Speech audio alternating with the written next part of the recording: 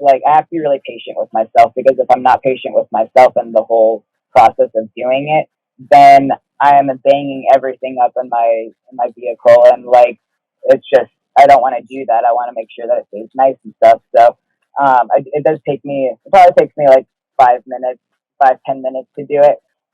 But again, I signed up for it, so it comes with it. And Yeah. and so once I get the wheels in, I just basically muscle up the frame of the chair, and then I put it into the passenger seat, and then I'm ready to rock and roll. I might break a little sweat, but it's okay. You're no stranger to sweating. Yeah, exactly. You work So hard. it's okay. Before we get started, I want to tell a personal story about my mom and Lifeline screening. You may have heard me talk about my mom's peripheral arterial disease diagnosis about 5-10 years ago. And I wanted to let you guys know how we found out about it. She's not a doctory kind of girl, and she has white coat syndrome. So it was very challenging for us to get her tested for different cardiac issues. So I got a postcard in the mail about Lifeline screening, and I went ahead and contacted them and brought her to basically like a pop-up, which was at a church, a local church. And she went in, and it was very quick and easy. She didn't seem to be super nervous about it. There were a lot of people milling around, and they found the peripheral arterial disease, sent us a report. Went to the cardiologist, started using diet and nutrition and exercise therapy to treat it. And I've since gone to the Lifeline screenings myself, as well as my other family members, because it was super cost effective, keeping us from having to pay multiple copays and travel time and things like that. So Lifeline Screening is offering 5 preventive health screenings for a special price for my audience of $149. The package includes a carotid artery screening, abdominal aortic aneurysm screening, atrial fibrillation, which is also called AFib screening, peripheral arterial disease, PAD, which is what my mom was screened for, and osteoporosis screening. In addition, you can add other options like liver and kidney function and the A1C marker, which is for diabetes. So I can't encourage you enough to check it out. It's well worth it. It's going to save you a lot of time. It's painless. And you can click on my show notes in order to get the offer for $149, or you can call 844-558-0996 to schedule your appointment. That's 844-558-0996.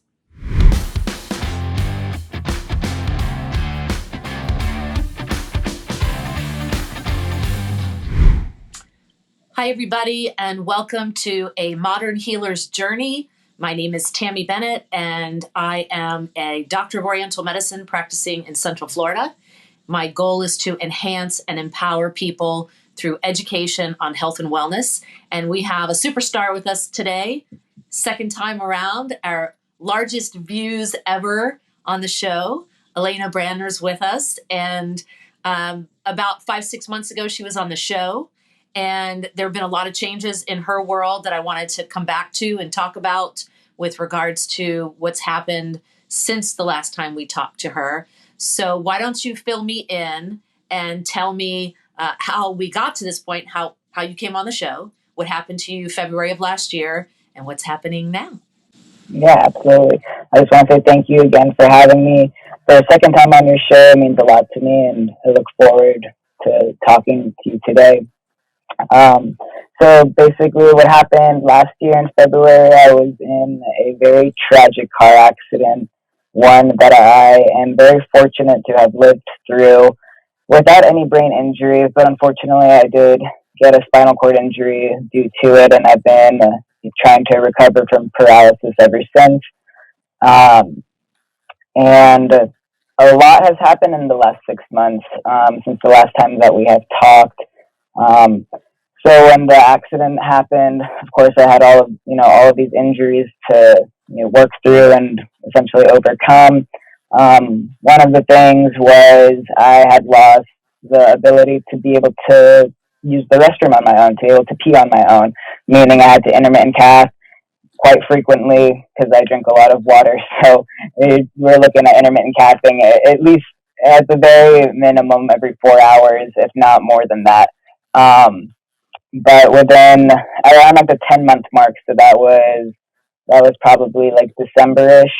Um, I went to pelvic. I had a pelvic physical therapist, and I started seeing her for extended periods of time. And around the 10 month mark, I was able to use the restroom on my own without having a cath anymore, and that was a huge thing for Game me. changer. Yeah, yeah, yeah, big Wow. one, big one. Granted, now when I'm out in public and having to climb all over a public restroom, I'd rather just cast myself. We're just not gonna. I'd rather just not climb all over a public restroom and save myself that. Um, and so that was one of the really big things that happened. And then the other really big thing that was a big, huge energy shift for me was regaining my privilege of driving again. Uh, that that the things that we take for granted, man, driving, learning how, not learning, but getting the ability to drive the second time around was so much better than the first time around. Because one, I understood, or I knew what it felt like to drive prior to, and so to have that taken away from me it wasn't necessarily just like the act of driving, it's the autonomy that comes with driving, the independence, the freedom, the liberation, all of that comes with being able to drive yourself wherever you want to go at whatever time, and not relying on other people and having to rely on or not essentially rely, but be on their time. So Yeah. that was a huge thing for me, and I started driving the week before the 1 year mark that passed. So the 1 year mark was February 7th, and the week before that, I was already behind the wheel, and I took it by the reins and I said, "Look, now I'm back on the road and ready to rock and roll." And it Did was it freak you out to get behind no, the wheel after all that? no, well, Okay. because I don't remember the accident.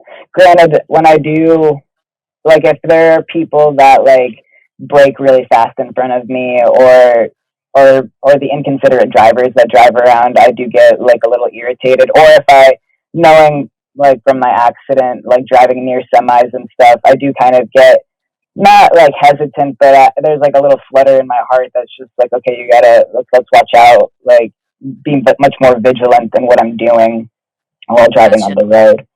But you've Um, overcome it, right? You're yeah, you're in the car, you're doing your thing. What's it like yeah. to transfer in and out of the vehicle? I've seen photos of you, but give me a rundown of what that's like. So my last, I had a Jeep, and I can't get away from being in a Jeep, so I got another Jeep, and it is a lifted one. So, but again, I wanted all of these things. So, what comes with having to transfer in and out of it, I signed up for it. It is a lot of work for me, and I do, if I have the resources around, meaning if people are around, I do use them to like help me out to save my body the the hardship that I put it through to be able to get my wheelchair into the vehicle. But I pull myself up, or like I wheel up to it. I pull myself up into the Jeep, and then I make sure my seat's all the way back, and I put my seatbelt on, and then I essentially just lean all the way out of my Jeep, and I go and I take all of my seatbelt, like I take the whole entire chair apart. I first pull the wheels in, and then I have to do this in a very like I have to be really patient with myself, because if I'm not patient with myself in the whole process of doing it, then I am banging everything up in my vehicle, and like it's just I don't want to do that. I want to make sure that it stays nice and stuff. So it does take me. It probably takes me like 5 minutes, 5-10 minutes to do it. But again, I signed up for it, so it comes with it. And so once I get the wheels in, I just basically muscle up the frame of the chair, and then I put it into the passenger seat, and then I'm ready to rock and roll. I might break a little sweat, but it's okay. You're no stranger to sweating. Yeah, yeah, exactly. You work hard. So it's okay. So So thank you. with all of that, right? You have your right leg had a deficit. So how do you do the gas and the brake? So I had to get modifications put into the vehicle. I went through this place called the Neuro Hub that my rehab place core signed me up with or gave me the info to go to them. And through the Neuro Hub, I went through. I think it was 2 days of driving, meaning it was just 2 2-hour sessions to learn how to use the hand control system. And I got to use two different hand controls. Both were a push pull system. So that's where I ended up getting into my Jeep. And basically, with the push pull system, pushing is braking. So pushing forward would be braking, and then pulling it back is accelerating. And then there's a floorboard. Well, yeah, there's like a metal thing that goes over the brake and gas on the floorboard. So, and I don't have spasms in my legs in the instance that like people do, so you can't accidentally hit them. I don't have that, but the thing is still there, which is it's really easy to take in and out. In the case that somebody who can use their feet or is able to drive the vehicle too. And then there's a button to be able to engage that I have to always remind myself to press in order to be able to use the hand system on the left hand side in the dashboard. And then it's honestly it's kind of nicer driving with my hands than driving with my feet. Only because you have a much more quicker reaction time with your hands versus with your feet. Like if your foot is on the gas and then you go and you step on the brake, that in between like that it could take a second or two. Meaning um, a lot could happen in that second versus with the hands like it's literally like right here and then as soon as something happens I can just push on it and the brake is engaged. Gotcha. Understanding the mechanics of getting into the vehicle, you have to have a very strong core abdomen. I know your abs are super strong anyway. I've seen all your videos and like you're super ripped and I'm Thank very you. jealous. So I would like to know how to do that. So I watched one of your videos at Core where you were doing the little rolly thing. Like it Oh, forces you to do a plank and roll. yeah, the ab lift. Um, yeah, yeah. So tell me how that's going at the rehab facility, how the core exercises are working at core, and what else you're doing to stimulate the right leg. So we're doing a lot of stuff. So I was going to core 3 days a week, and now I bumped it up to 4 days a week because I applied for the scholarship that they had, and the scholarship essentially grants me. Well, they yeah essentially grants me 8 hours a week at half the price. So um, I'm very fortunate to have gotten a scholarship because now I'm able to be. I joke around with them and I'm like, I live here, guys. You Like, live there. yeah, yeah. And they all joke with me and they're like, yeah, her room's back there. um, but I've been doing a lot of stuff with my leg braces, and just a lot of electric stim onto both of my legs. So I go there early and I hop on the FES bike, the functional electric stimulation bike, and I do that. I've been trying to do that for about 45 minutes, 4 times a week, which helps me build the muscle in my legs and gets a lot of stimulation in them which they need at this point in time. And Core actually just recently also got a new uh, a new machine called the All Core 360. And what the All Core 360 is like you sit in it and it challenges your core at different angles and directions in a very you're kind of sitting in like it kind of feels like a roller coaster, but like not a roller coaster.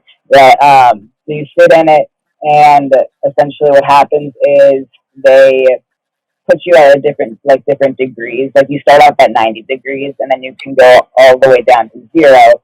Uh, and so you sit in it, and then the machine kind of just like rotates you and makes you go in a whole entire circle. And depending on the degree that you're at, that's how challenging it is. And the idea is that you have to keep your back off of the back plate that it has, or like So you're sitting in, but you can't keep your back on the backrest. It's like a plank in different angles, like Yes, holding a plank. yeah, and but like you're sitting. So you'd Okay. be like sitting, and then yeah, and essentially like just making sure your back doesn't touch it. And what was honestly really difficult for me is when it turns and you're now facing the ground. That was what was the most difficult for me when I had to engage like the posterior chain. My posterior chain's weak, and that's another thing that we've been focusing on heavily at core is like really making sure that that can get stronger.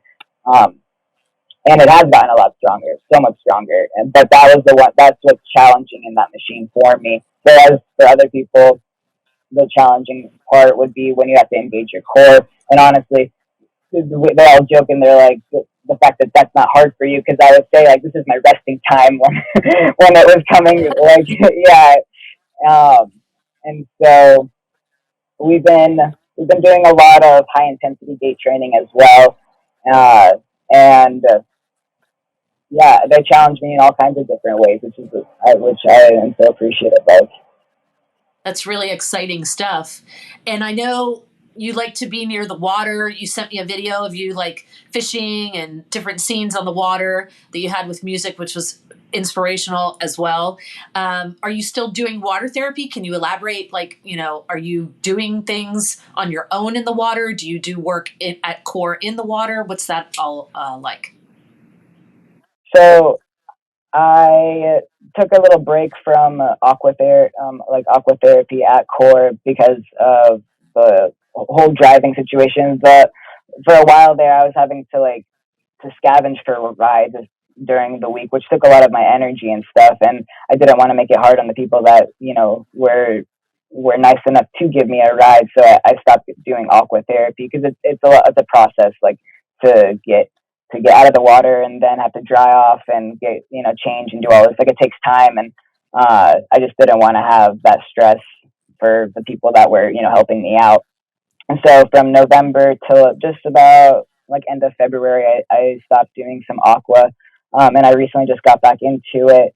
And we've been focusing on also gait training in the water. So they have an underwater treadmill, and the recently when I've done it, so they have like an overhead system where you can put your arms in, and then you're kind of suspended and allowing like not less weight, but kind of less weight, just like kind of like a spotter, like that goes underneath the arms, and then you're not heavily suspended, but it's just there in case that like you fall or something. Right. Uh, and I've been able. The last time that I did gait training in the water, I was able to not have to use that, which is really exciting, and I can actually now stand on both my legs in the water versus just stand because for a while there I wasn't able to stand on my right leg. Like my right leg would kind of just do what it wanted to do, whereas now I can lock out both of my legs in the water and put and stand, and which is cool because like I don't have to hold on to anything really.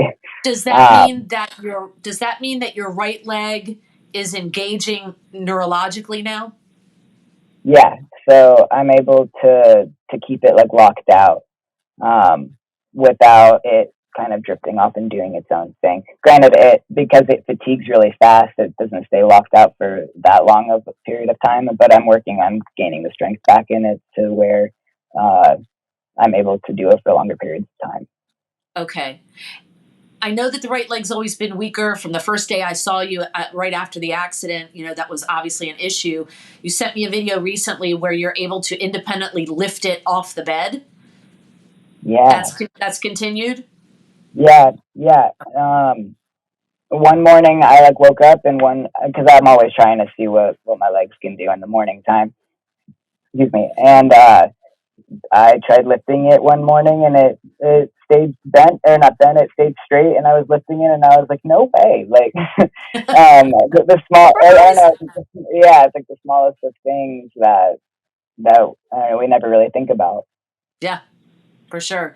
So with the progression of the right leg, are you now doing more stuff with it and letting the left leg rest, or are they equally worked out now? So I definitely try and do isometric um, movements at core. So last week, yeah, I think it was last week, I was able to leg press for the first time, and yeah, it was nuts. It was absolutely nuts, which I'll have to send you the video for you to see it. Yes. But we were able to rig up something on one of the machines that they have there to be able to do a leg press, and I couldn't stop cheesing the entire time I was doing it. I was so ecstatic, and because it felt like how it felt, before the accident. It felt like I felt strong, and I felt like I didn't feel. I don't know. I didn't feel like I couldn't do it. If that makes sense. Yeah. It was a very invigorating feeling, and I was raving about it the rest of the day, and it was great. But I've been doing like a lot of single leg things because if I do things coherently with both my legs, my left leg tends to take over and Right. like try and compensate. And so in order for that to not necessarily like for that to not happen, I definitely try it and emphasize doing single leg things, and so and we do that, and we do a lot of that. And core is great at and making sure that what I'm asking for, they try and fulfill. Have you gained muscle mass in the legs? Yes, I have actually. I just weighed myself, and I'm 116 and a half pounds, which is um, almost a little over 10 pounds from the day. Well, actually, it's like the day that I came home from rehab, which was March 26th of last year. I was 103 pounds, um, which is very tiny considering I was close to 140 the day of my accident. And that's been a lot on me too. Like looking at the size of my legs and how much I've lost from when I like how they look right now versus what they were before the accident. Like that's been really hard on me, but I'm working through it the best that I can. And they are beefing up. Like I am seeing that they are getting bigger, and a lot of people are nice enough to let me know, like, hey, like your legs are getting bigger, and like that means a lot to me when people say that, because it has been a very challenging thing for me, to say the least, because I was always kind of self conscious of my legs to begin with. Not to say that they were like these massive boulders that I had, but looking back, I mean, I'm like, whoa, like I kind of did have like somewhat of big legs, and now it's difficult to.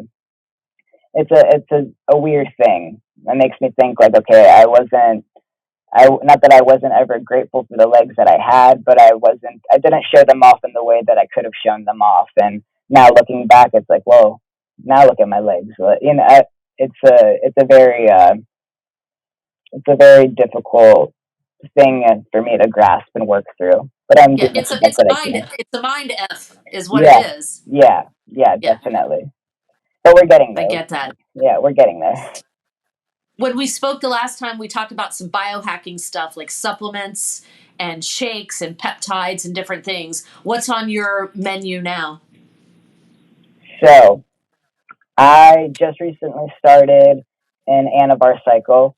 Anavar, the generic name is oxandrolone, and it is essentially a steroid, and but it's on the milder side of steroids. It's a steroid that women tend to use more often because it has a lot less androgenic effects. So the side effect profile is very minimal compared to some other steroids that people use. And I started that like 3 weeks ago, I think. So I'll be running a 12-week cycle of it. Uh, First week is a taper on cycle. So it's 5 milligrams. Then the next 10 weeks following, it would be 10 milligrams. And then the 1 week taper at 5 milligrams. And basically, uh, from that, I've increased my protein intake to essentially add size, and I've already gained over 2 pounds in the short amount of time that I've been on it, which is very beneficial for me. And I'm just trying to increase strength at this point in time because my legs, like they lost so much muscle that it's just really difficult for me to even, go from a sitting position to a standing position without having to pull myself up. So those are the small things that I've been trying to work on and gaining my strength back. Um, as What far as kind of peptides, protein? I've been doing. I do whey protein, and then of course just the natural protein from chicken, beef, um, things, and yogurt. Lots of yogurt, lots of Greek Okay. yogurt.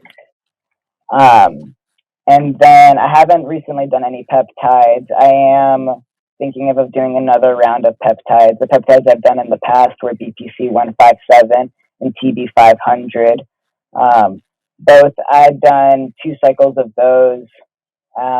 Both of them 4 weeks per peptide, so all in all 8 weeks, 8 week cycles of both of them.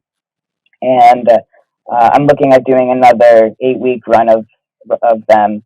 I just haven't decided when I'm going to do that.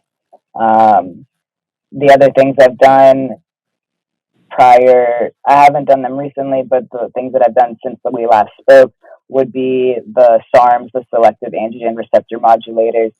And I'm sure people are going to give me some backlash on them, but and at this point, I'm throwing the kitchen sink at what the experience that I'm going through in order to be able to get to where I want to be. And the way that SARMs work, I used Ligandrol and Austrian, and I did gain some muscle mass, and I did gain some strength through them. And how they work is that they selectively bind to androgen receptors in the body, because we have androgen receptors all over, but the androgen receptors in like they selectively bind to the androgen receptors to like mainly like the muscles, inside the muscles, instead of the androgen receptors that are like the ones that affect your voice or the ones that affect like your skin, things like that. uh, and so aside from those, I've been taking cod liver oil. I've been taking Dr. Zelenko's Z-Stack, which I mentioned that I took that. I'm still taking it, but I couldn't remember the fourth ingredient in it, but it's quercetin. So Uh, the yeah, so the four ingredients: quercetin, zinc, vitamin D, and vitamin C. And how quercetin works is that it opens up the cell for zinc to get into to stop any viral replication from happening. And to be honest, I haven't really been. I've gotten like the like a runny nose and stuff like that, but I haven't gotten like sick, and I think it's due to being religious and using the Z stack. I also take B12, magnesium, and I take one more. Mm, Actually, no, those are all the ones. Oh, I take a Cataplex C um, okay. from Standard Process. It's also a Yes. vitamin C complex thing. Do you do any collagen? Are you still doing bone broth? Any high hyaluronic acid? Anything like that? Yeah, I am doing collagen. So I mix 1 to 2 scoops in my coffee every morning or in a protein shake. Um, and then what I've recently also been doing is waking up and putting salt in my water right away, What? first thing in the morning, to replenish my electrolytes from a night's sleep of not, essentially not getting anything. Okay. Um, and supposedly it's supposed to be really beneficial. It also, like prior to working out, um, drinking like electrolytes, the pump is supposed to be a lot better. So I've been testing it to see, and I just recently started in the last like couple of weeks doing that. So I feel honestly when I actually drink it first thing in the morning, I feel a lot better right afterwards. Because sometimes I wake up really groggy, and then as soon as I get some electrolytes in me, I feel way better. So let me switch gears for a second and talk about mental health as it relates to your situation. You and I have had private conversations about just feeling not great mentally, myself included. I go through my ups and downs. I've lost some people recently that have been, dear friends, and situations that were not, expected. So what are you doing on that side of the house?